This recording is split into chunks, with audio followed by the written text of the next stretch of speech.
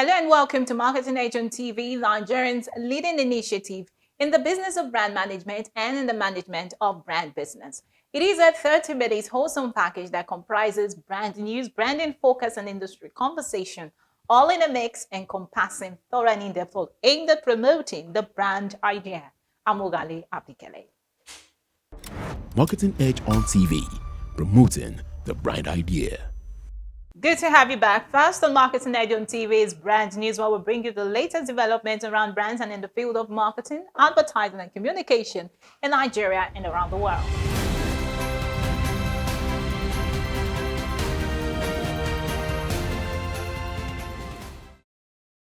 The Advertising Regulatory Council of Nigeria, ACON, says it will sanction popular skit maker Adebowale Adedayo, popularly known as Mr. Macaroni, and Kemi Ikushedun, also known as Momiwa, over the General Bitters advertisement in one of his skits.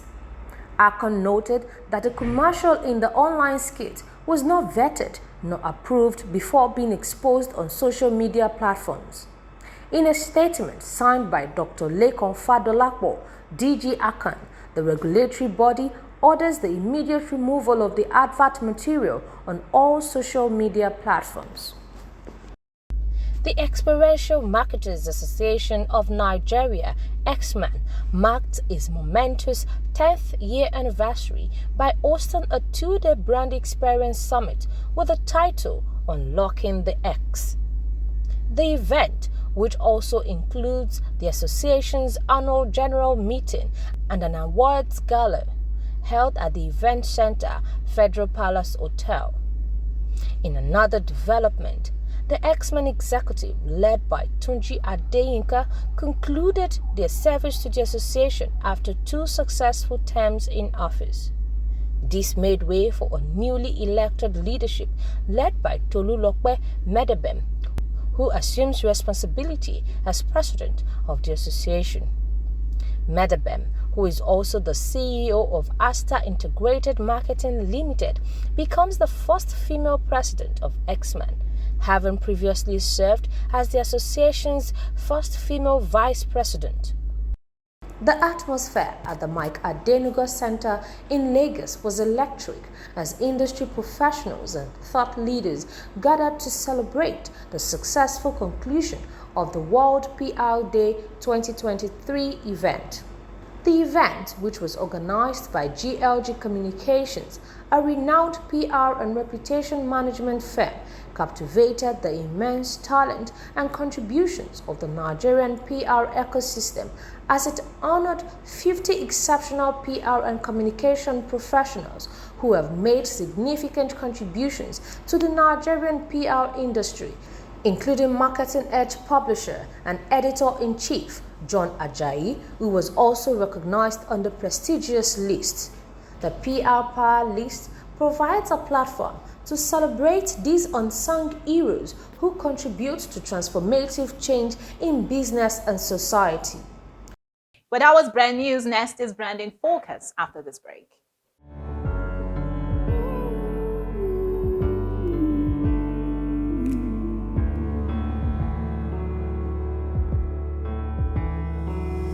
The words are hard to find, but they're still heavy on my mind tonight.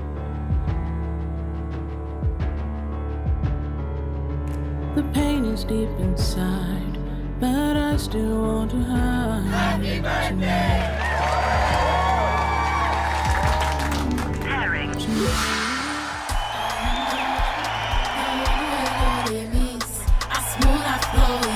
Is this what you really want to do? Yes, Dad. That's what I've been trying to show you. Fight for your dreams the advanced way with Glow LTE Advanced. The power of 3 data networks in one. Get a Glow SIM or dial *301#. Marketing Edge on TV, promoting the brand idea.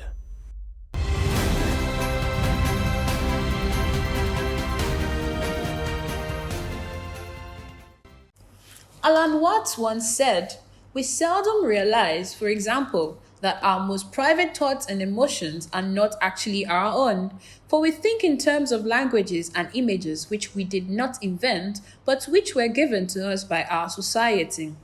The practice and principles of PR swing on the hinges of a sustained striving goodwill, sound mutual understanding, and relationships built on trust with one's consciously defined community, publics, as may be determined by the organization's core business and other forms of economic and social investment interests. As a matter of responsibility, it is important to engage in the practice with a sustained investment in the engagement of well-articulated, time-tested, strategic communication approach designed to suit the planned programs of action.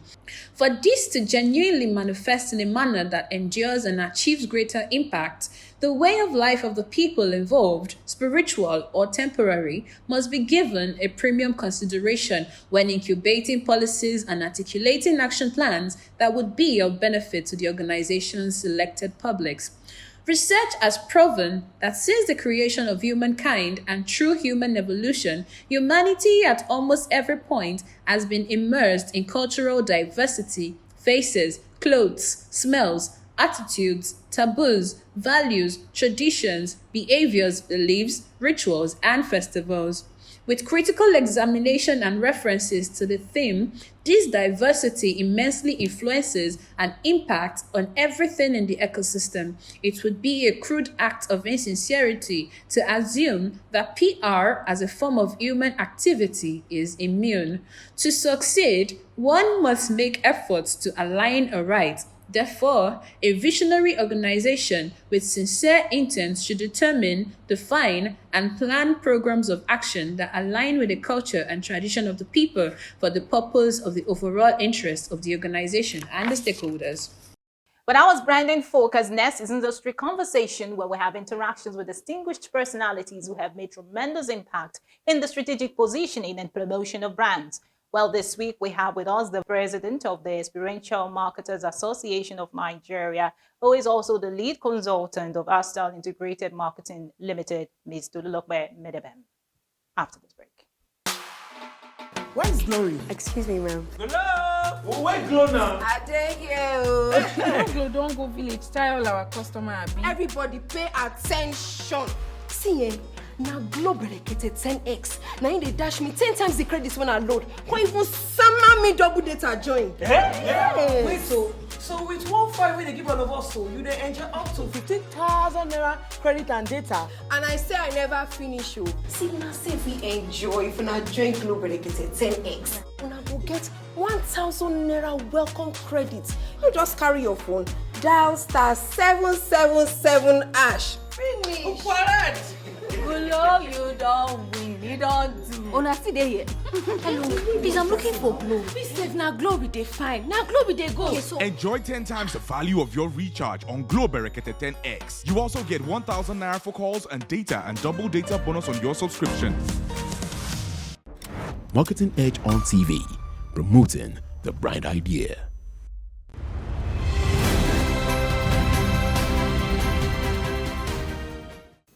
Hello and welcome to Industry Conversation, a segment on Marketing Edge on TV where we have interactions with distinguished personalities who have made great impact in the strategic positioning and promotion of brands.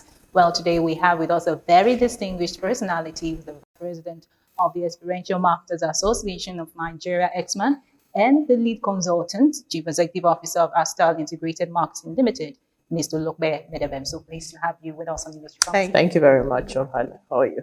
Fine. Well, the last time we had a conversation was about a year ago. And I understand that a lot of things have, happened in the business of experiential marketing. I would like you to give us an assessment of the Nigerian integrated marketing communications industry in recent times. Well, like you said, yes, a lot of things have changed. I'm not exactly sure how to quantify it or in which direction exactly it is that we want to say we want to go. But I would say it's kind of like change for the better. I mean, I was trying to get something from someone today, and I remember, clearly him saying, clients are now coming back and things are kind of like opening up. Those were his exact words today. And that was an agency colleague. So I think that pretty much kind of like defines what it is. And regardless of whatever it is that is going on in our ecosystem, the bottom line is, last, we are a social people and we must congregate. People need to see our products, people need to see our brands. So regardless of whatever it is, the budgets would have to shift, creativity would have to shift, engagement processes would have to shift. So yes, things have opened up. I want to say they're opening up for the better because we're also all kind of like upping our games as well. So it's not like you're in a runt, you're seated in one corner and you're expecting things to get better. No, everyone is upping their games, and I believe that way, yeah, things are opening up better. Well, your response has clearly, heightened confidence as to how the business environment is, faring. But looking at the impact so far in terms of technology, what would you say experiential marketing is at the moment? So it's, yeah, the impact is positive. Everything is opening up positive again, like I said. And one of the things I've realized, and I think that will take us to the question, is with the opening up of stuff, experiential marketing comes in place in terms of innovation and creativity. So with experiential marketing and your brands, it gives you a room to be open to actually engage better. So how better am I engaging, and then how better am I telling the stories of my brand? So it's how engaging and how creative we are, and that's how much, how do I put that now, in terms of our stories and our engagement, because people are people. If you're telling them a story that actually engages them, that connects with them, you actually sell to them better. So it's dependent, the growth or the development of our experiential processes actually is dependent on how creative that we are in terms of getting into the emotions of our people, actually. I would like you to tell us your assessment of advertisers' commitment to brand activations pre-election, pre the general election, and your expectations after. What commitments were made? Like how was the budget like in terms of marketing? How was it like before the election, and what would be your expectations? Well, the elections are over, and I mean, politics was not essentially a major part of most people's marketing budgets, so to say, in terms of that. I think what had happened was a lot of people went on a lowdown to say pre and during, so that we are not lost, because obviously politics was a lot of noise and all of that. And like I said to you earlier at the beginning of this conversation, I mean, one of my colleagues has said to me that, oh, I need exact timings for something particular that I was discussing with him, because the clients are back now and things appear to be on the upside and all that. So yeah, I think that that's gone. All the noise of that is gone. The litigations are ongoing, but they're not as noisy as politicking. So yeah, I think we are pretty much back in business and the noise is back on. And yeah, brands are all on the high and doing what they need to do. Okay, so I'm curious to find out what the state of the client and agency relationship is, given the new economic situation that has also greatly impacted on the marketing budget. Clients trying to, maximize the limited budget available. Remember, we talked about value? We talked about value. Yes. And what I'm realizing in agency and client relationship at the end of the day is value and partnership. Value and partnership. So relationships, honestly, for most people right now is based essentially on partnership. This is my partner. I can rely on this to do this regardless of what it is. And once you're in that partnership, it's kind of like a marriage. And it's, again, back to that balancing act, because it's a support me, I support you. But the support me, I support you would not be done if you're not adding value. So that partnership is also born out of the level of value that you have actually given or you are giving to a particular brand. So I think that kind of like is working well for most people, except when the client feels that I'm not exactly getting value from these people. I'm not exactly sure I need these people, and I'm not exactly sure that I should be working with these people. And then, I mean, you won't be forcing partnership when you're of no value to the client. So it's, For me, it's about partnership and how much value you actually are giving onto one another. So when you talk about partnership, something came up, in my head, and I would like to ask you, where's the place of trust? Because some practitioners would worry that clients do not divulge enough information about their brands, maybe for fears of compromises. So where is the place of trust in, helping the relationship between clients and agencies to actually yield the desired results? It still goes back. If your partner trusts you, he will divulge the information, and he trusts you because he feels that you are of value to him or her. I think I'm not exactly sure how much of information the client would not want to divulge if it's not affecting his brand. If it affects your brand, would you not give the information? Okay. I don't know if that makes any sense. I do know that we have instances of that, but I'm not sure how much. I don't know. I'm not sure how much of an issue that is, really, because I'm sure the client wants the best for his or her brand, and the best for his or her brand is only coming when you have all the information that you get, and that comes again from the place of partnership. If you're partners with a particular brand, they won't be hiding stuff from you. I mean, we go into strategy sessions with some of our clients right from day one. So this is the way we want to go for this year. We do that with some of our brands, and this is everything. And then everything in between is kind of like update meetings, particular project meetings, and all of that. So those are there. And then you actually have brands that maybe when you do tactical stuff for them, yes, you might not be getting all the information. You'll probably be getting information that is need to know or need to have basis. So that happens. But that probably is because whatever it is that you're doing for them is kind of like tactical. It's in the moment, it's for the now. So there's some information you honestly really do not need, my thoughts.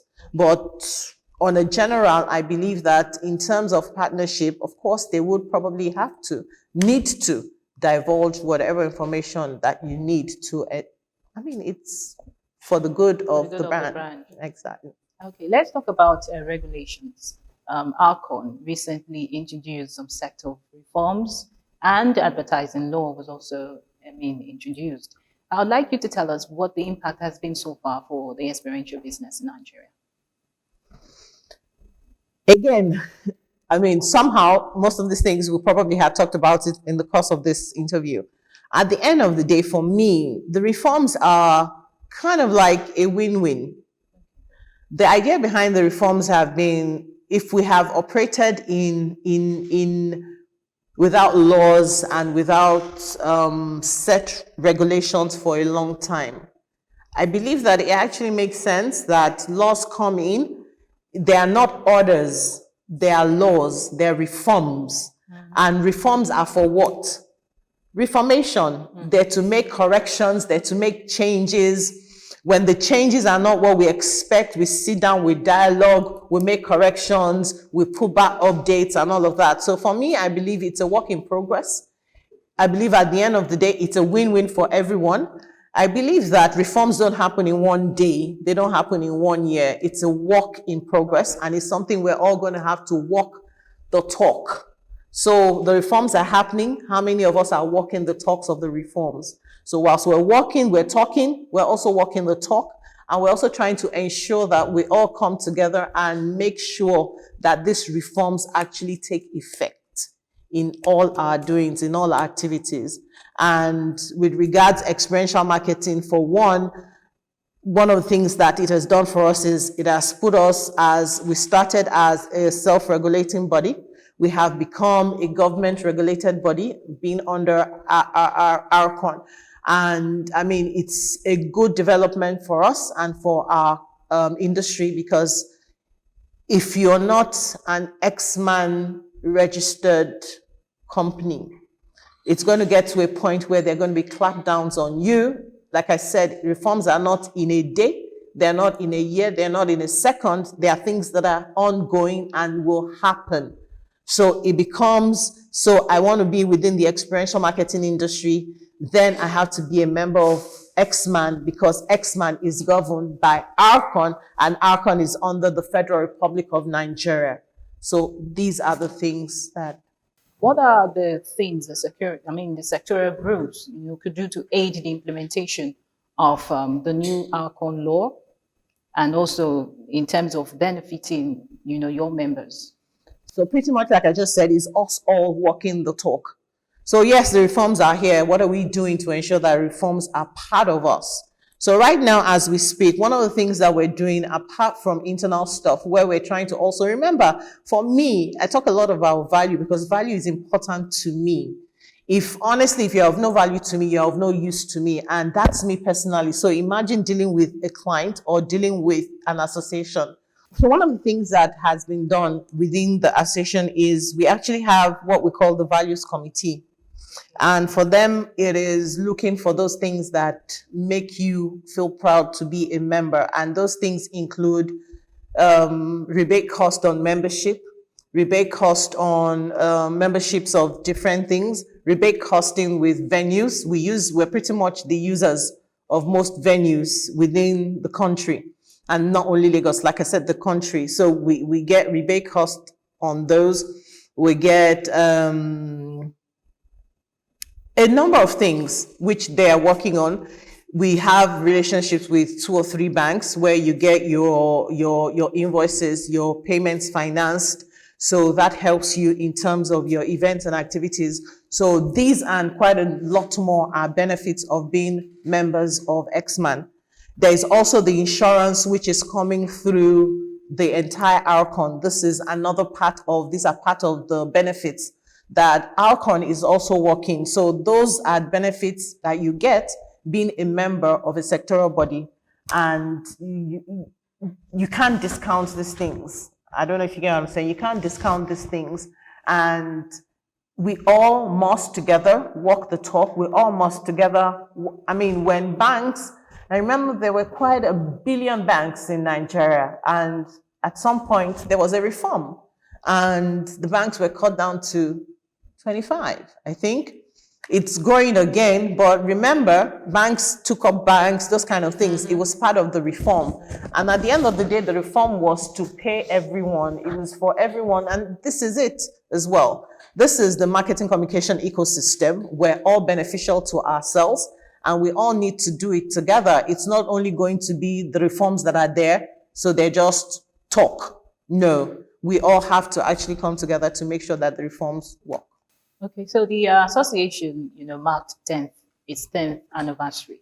So what would you say are some of the milestones, that you can share? One of the biggest ones is the integration into ALCON, into the marketing communications. Yes, we've always been part of it, but now we have a seat at the table of the, what's it called now? Sectoral heads. So we have a seat at the table. We're integrated fully into that. So that's been a major. I know that right from conception is one of the things that had been chased, and then we did not have a council. We had a council, it was disbanded and all of that. So all that is sorted. So for me, that's a major milestone. The second is the knowledge and the fact that we actually have clients who say to their suppliers or their vendors that if you're not a member of Xman, unfortunately, you can't work with us. We've actually had people write to us and ask those kind of questions. So that's a big one for us as well. And the fact that it's a growing body, and it's a growing body garnering some level of respect within the marketing communications industry. And there are quite a lot of other things that have been, like I said, it's been 10 years. A lot of the things that we're seeing today did not start today. It's work that had started. And there are a lot of things that Tunji Adeyinka has implemented, has put in place, and it's growing. And I'm sure sometime down the line, again, somebody's going to be talking about it and saying this was started at some point, and this is where we are today. Part of what we used also in celebrating this 10th anniversary is also the image bank. So we launched a bank, so to say, and it's an image bank. And the idea behind the image bank is for people to actually drop in pictures of yesteryears through the years. Experiential marketing in Nigeria is not 10 years old. Experiential marketing in Nigeria is old. But maybe then there was no particular name for it. The days of the Jeans Carnival, the days of the Lekki Sun Splash, those days and all of that. If people had pictures from those times, anything at all, they could be dropped there so that we're also able to showcase the heritage of who we are, how we have progressed from then when we were just a carnival, when we were just fun fair, when we were just whatever we wanted to call it now, up until now, where there's a definition, where there's an understanding of who we are, what we're doing, and where hopefully we're headed to. Let's talk about your company. Where is it at the moment? The last time we talked, we knew that there were some beautiful, innovative, initiatives that you had. So what is the latest so far? Yeah, there are a lot of things that we're working on. Should I say watch this space? Okay, maybe next year. Next year we're going to be 5, so let's watch this space good. And let's see how that goes. That's good. Yeah, we look forward to this. We look forward to having this interview in a very big way. Oh yeah. So we'll be celebrating our 5th anniversary, and then we'll be hopefully putting out quite a lot of the activities that we're planning. We look forward to it as well. So that's it on Industry Conversation. Do well to join us same time next week for another interactive time. I'm Ogali Abikele. See you soon.